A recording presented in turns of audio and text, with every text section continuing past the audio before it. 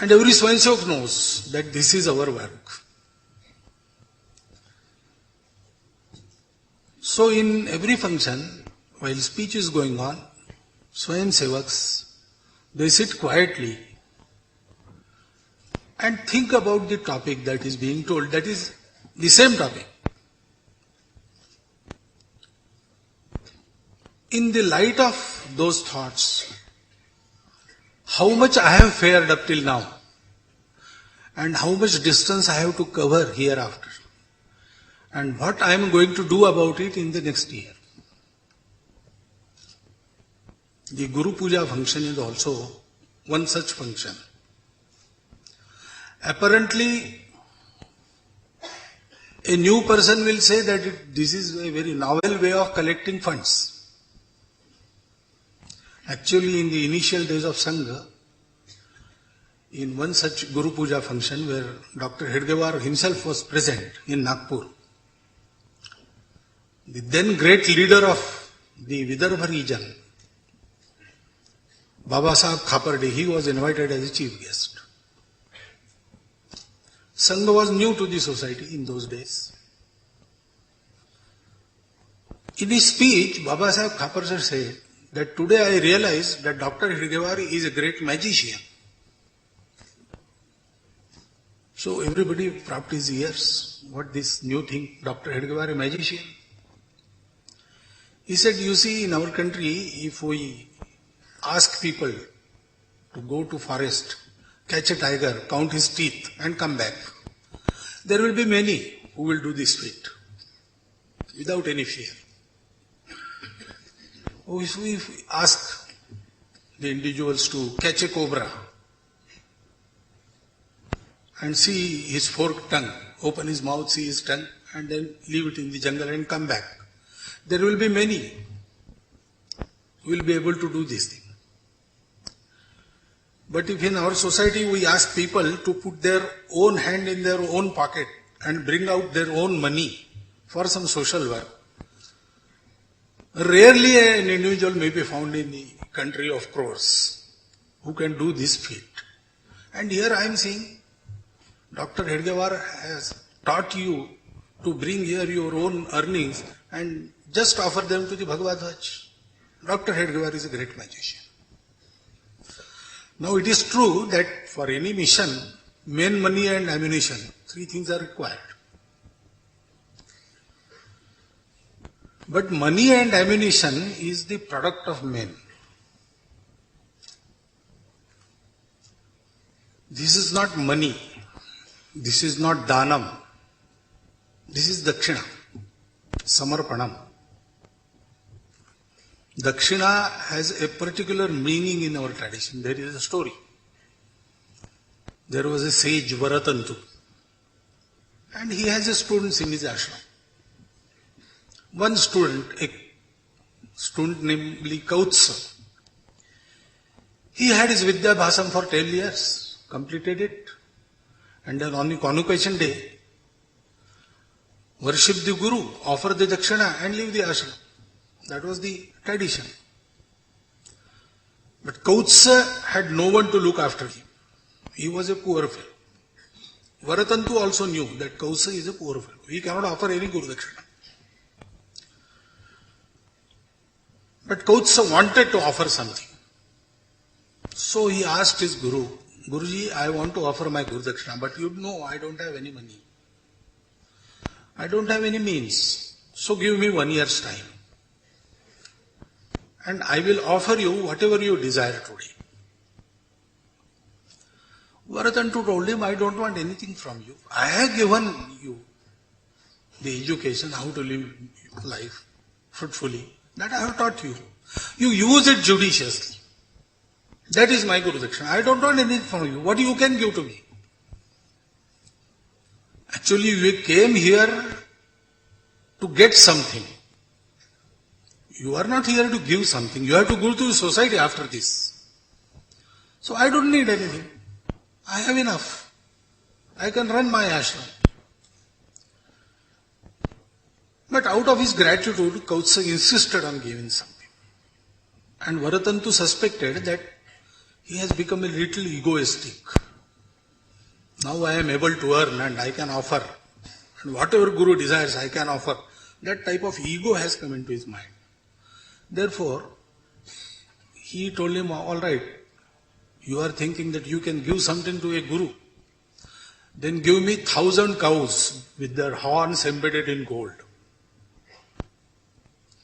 No, that amounted to the price of 1 lakh golden coins, Suvarna Mudra. And there is only 1 year's time. So Kautsa tried to obtain that money, but he could not get it from elsewhere, so he went to the Raja. In those days, kings were always Praja Palaka kings. They were never Praja Bhanjaka. So anybody who lacked anything went to the Raja. And Raja used to fulfill. Raghu Raja himself, he used to conquer so much wealth from all over the world each year. And one day he used to distribute everything. He himself sustained his life on his own field of 1 acre. He farmed that field and whatever he obtained, he used to thrive on that only. Raja and Raja Parivar did not draw out of state coffers. That is the modern tradition. So when Kautsa approached Raghu Raja, one day before that, Raghu Raja had distributed all his wealth. So he had nothing to give. And Kautsa could see that when he entered the Darbar palace, he saw Raghu Raja eating in a earthen pot, some sattu. And he came to know that yesterday only everything was given out. Now there is nothing to give. So he just offered his pranams and started returning. Oh, Raghu halted him. You came here to get something and you are not telling me what you want. He said, Maharaj, you have distributed everything. Now you cannot give me anything. I wanted something, that is right. But I don't want to put you in spot. He said, no, I am Raja and you are my Praja. If you need something, it is my duty to provide you with that. So you tell me, you need not think about my difficulties. So he said, I wanted 1 lakh golden coins. Raghu said, okay, wait for 1 day. Day after tomorrow, I will provide you with 1 lakh golden coins. Called his Senapati. Is there any area which we have not conquered, which can get us 1 lakh golden coins? He said, nothing. Whole earth is your kingdom now. And you cannot invade your own Praja. To attack the sleeping women and children was not then the way of the kings. It is again the modern thing. So, Raghu Raja said, okay, then we shall invade the heaven. So, preparations started. And intelligence also in those days was very good. So, immediately news went to Indra that Raghu Raja is thinking of invading. And the reason is 1 lakh gold coins. So, Devasabha, it was called, and just they decided that there is no point in fighting, we will lose. Our prestige also will go and our funds also will go. So, better to provide Raghu Raja with all the money he wants. So, Kubera was ordered to shower gold coins in the palace grounds of Raghu Raja. And in the night itself, that shower was done and the ground was covered with golden coins. So, next day morning, Kautsa was called and asked to take all those golden coins. He picked only 1 lakh. He said, I did not want more than this. All this is yours. I wanted 1 lakh coins, I have got them. Raghu Raja said, no, all this was done because you wanted it. So everything here belongs to you. And then another quarrel was there. Raja said, this is yours. Kautsa said, no, this is not mine. So ultimately the dispute went to Varatantu, who said, I also don't want this, so distribute this again in your Praja. So that is Dakshina. It is not that Guru requires injection. Sangha doesn't require money. Sangha started without money. Dr. Hedgewar himself was not a rich fellow. Actually, in his house, it was a house of very meager sustenance. Dr. Hedgewar didn't earn anything. He was dedicated to serve the society. He did not practice, though he was a doctor. And he could have earned much had he practiced. But he did not do that. So one day, some citizens, prominent citizens of Nagpur came for some consultations to his house. And Dr. Hedgewar asked her sister-in-law to prepare some tea and send it. So sister-in-law said, okay, I can prepare tea because there is a well in our house, so water is abundant. But what about milk? Even I can burn the wood from windows and doors to heat the water. But what about sugar? And what about tea leaves? So such was his condition. He was not a rich fellow. But Sangha started working. Guru Dakshina started in 1928. Sangha started in 1925. And the first Guru Dakshina in 1920 was 87 rupees some paisa. And the first Guru Dakshina in 1920 was 87 rupees some paisa. In those days also, it was a very small amount. Twice when Sangha was banned, there was no Guru Dakshina for 2 years. But Sangha work went on. Sangha doesn't work on money. Sangha works due to men. And therefore Sangha needs no money. And what a Swayam Sevak can give to Sangha? Sangha has given everything to him. It is Tvadiya Vastu Govindam Tubhyam Eva Samarpita. I say some persons who came at the end of the puja, they could not find flowers nearby, so they picked up some flowers from that heap and offered them again. That is Samarpan. We give only what we got. We do not give from somewhere else. We have got it and we are giving it. Tvadiya Vastu Govindam Tubhyam Eva Samarpita.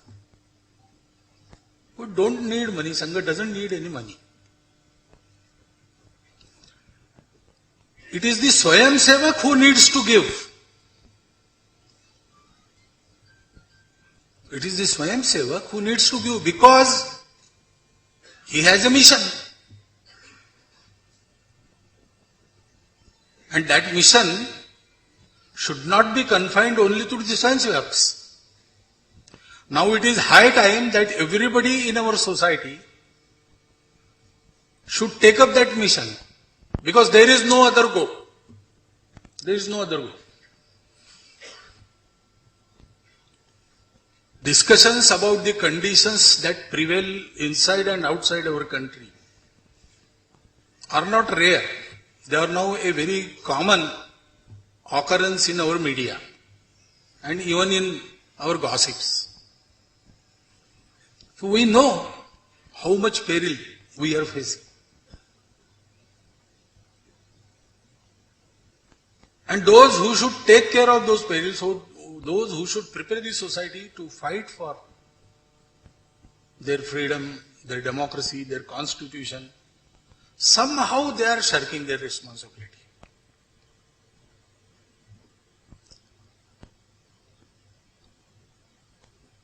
Oh, this cost will not come down, at least till December.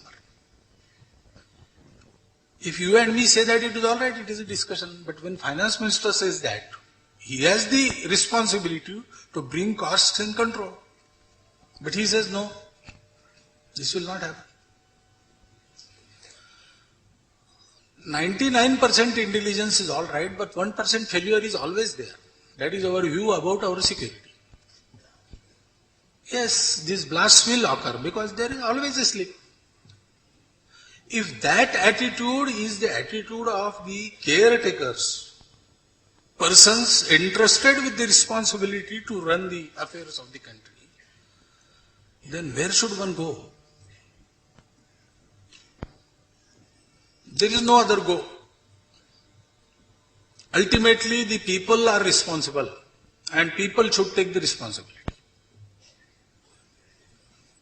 I can discuss about all the problems of security, problems of our economy, problems of our social affairs. But what is the point in discussing the problems? There have been abundant discussions going on upon each topic.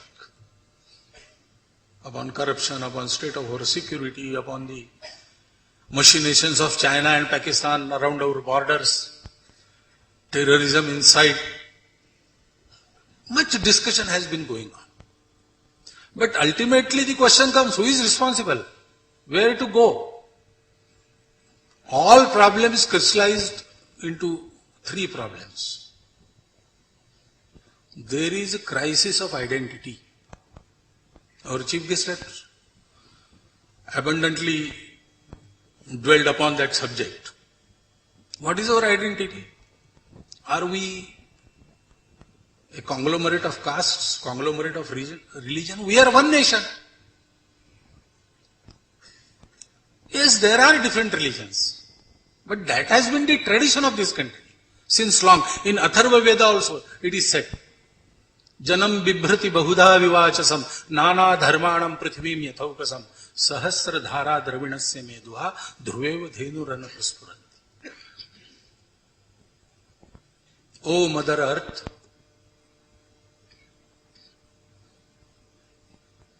people with many languages and many dharmas live upon your surface. But like a cow giving milk to all its children, you give sustenance to everybody. That has been our tradition. We all have inherited that tradition. This is our motherland. So many religions, so many castes, so many ways of living, so many manners of eating. But we inherit the same motherland. We inherit the same tradition. We are children of same forefathers. Even science says that at least since 40,000 years, we have inherited one type of DNA. The other day when I was traveling from Bangalore to Hubli, the TC came to meet me, just to have an introduction. And during that small talk, he said, you see, Bhagwatji, we are Muslims. He was a Muslim, some Sharif, relative of Mr. Jafar Sharif. He said, we are Muslim. But what we are Muslims? We are sons of Bharat. Even in our Muslim tradition, when after death, the body is buried, there has to be a handful of soil to be put in this grave. Otherwise, that ceremony is not complete in our religious tradition. That is why Osama bin Laden, his burial is disputed. That surah of Quran is to be uttered. That from this soil you came and in this soil we are putting you. And that soil has to be there, actual handful of soil. So, where will we go? We are Muslims, yes, but we have to remain in Bharat. This is our motherland. Even our death is not complete without this.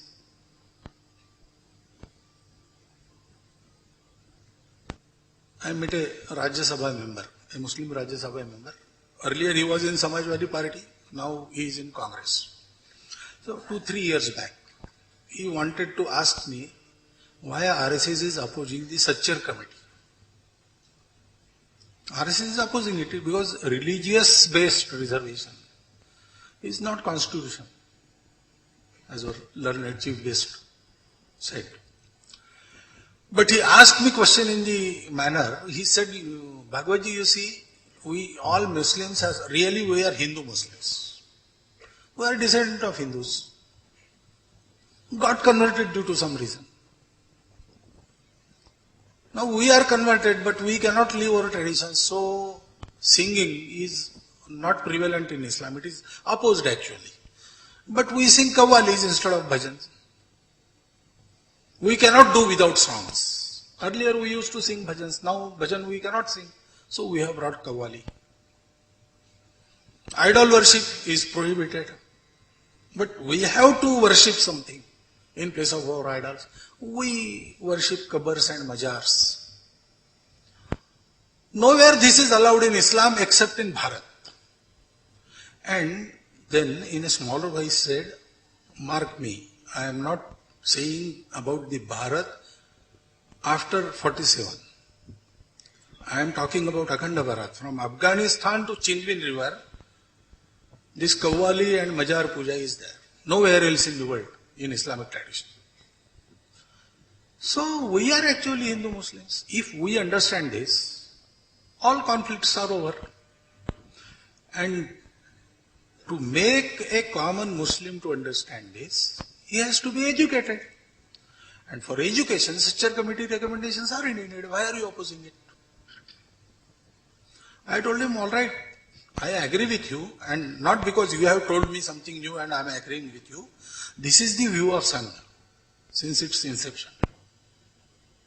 We are all belong to the same tradition. We are Hindus. Hindu is not a religion in our, when we use word Hindu, we don't use in religious sense. It is our identity. We are Hindustan, Hindus.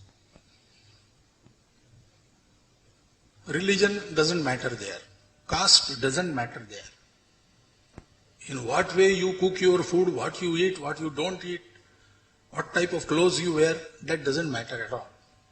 You are a son of Bharat Mata. You are inheritor of the glorious and hoary values of this country. A culture, Sanskriti. And you are also descendant of the same forefathers. That is the only thing. So we belong to this nation. So for us, whole society is Hindu society. There are 4 types. People like us, we say, we shout, we are Hindus, we are Hindus. People who don't shout, but they are Hindus and they say, yes, I am also a Hindu. What is there to be shout for?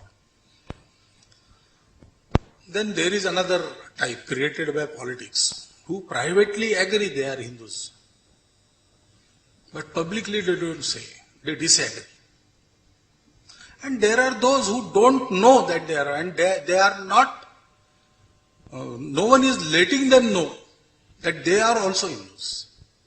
In this sense, descendants of same forefathers, sons of same motherland, and inheritors of same Sanskriti.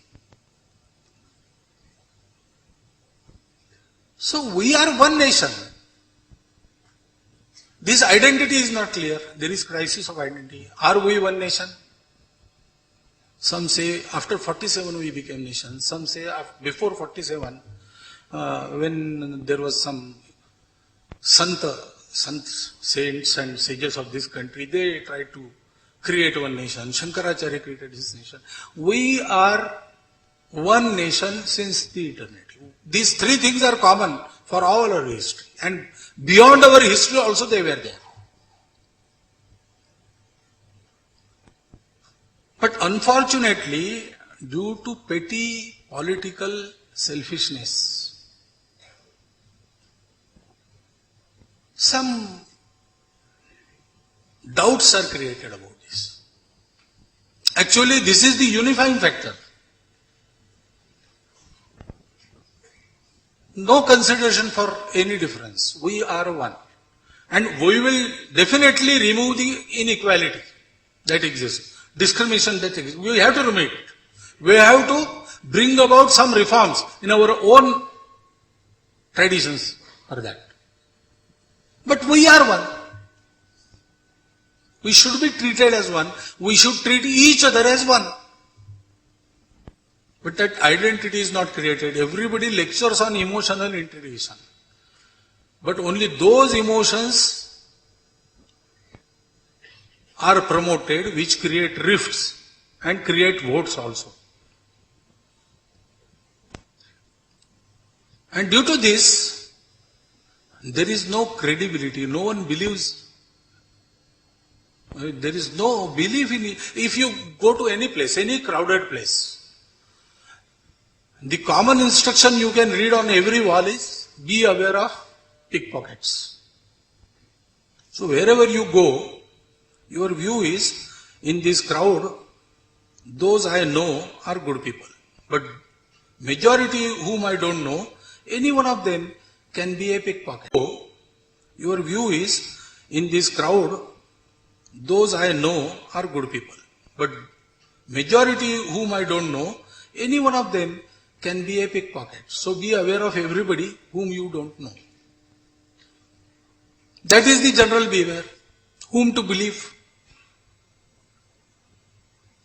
And that crisis of credibility is compounded by the behavior of the responsible people.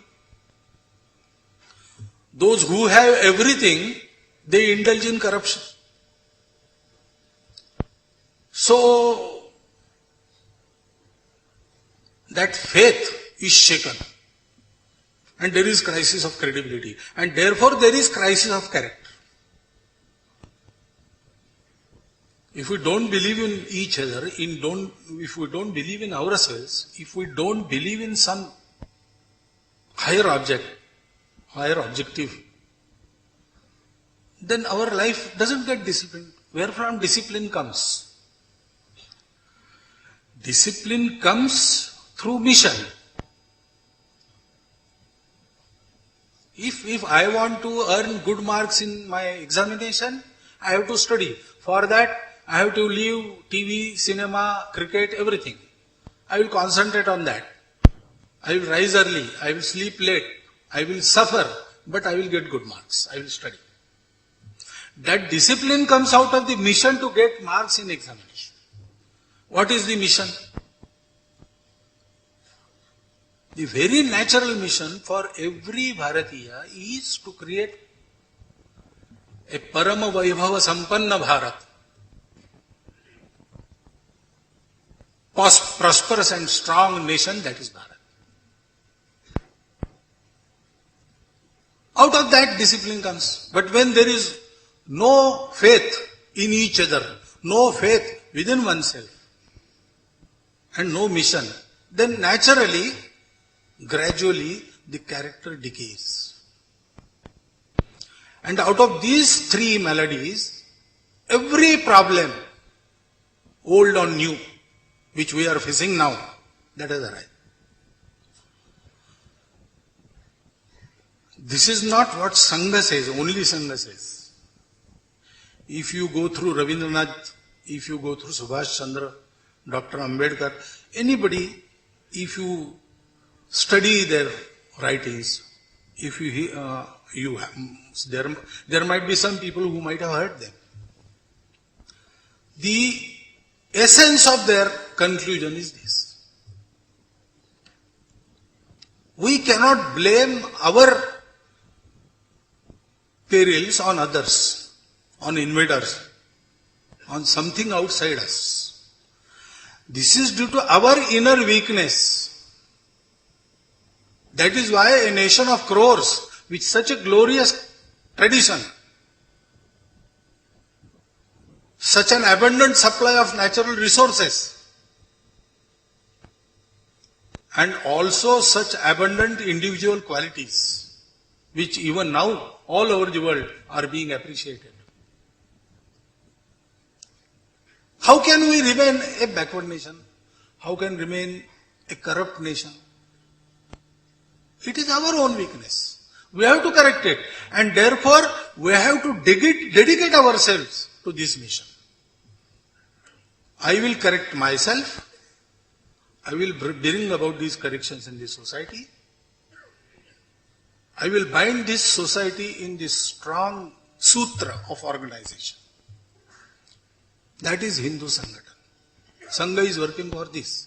And every Swayam Sevak has undertaken that mission. And therefore he wants to test himself annually. When one undertakes some work, he applies his physical powers, mental powers, and also material powers. Tana, mana, dhana.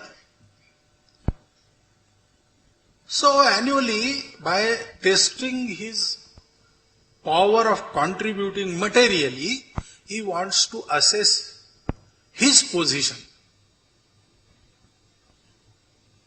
As a man with the mission, how much I have covered the distance.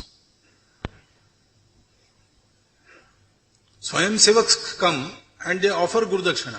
That is not an easy thing. How much one offers is immaterial because Sangha doesn't need any money. Yes, this money is utilized for Sangha work. But even without this, Sangha work can go on. Because Karyakartas are there.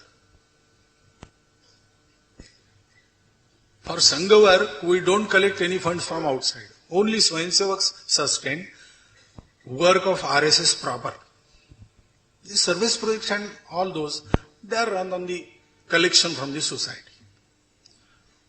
But work of the Rashtriya Swayamsevak Sangha proper is sustained only by Swayamsevaks. Annually they collect Guru Dakshina. How? I know of one boy, a small boy of 9th class. I was Nagar Pracharak there. And in Shakha, the Gana, that is the group, the same age group, they decided that we must offer 21 rupees each this year. Now this fellow, his mother and father both work as a laborer.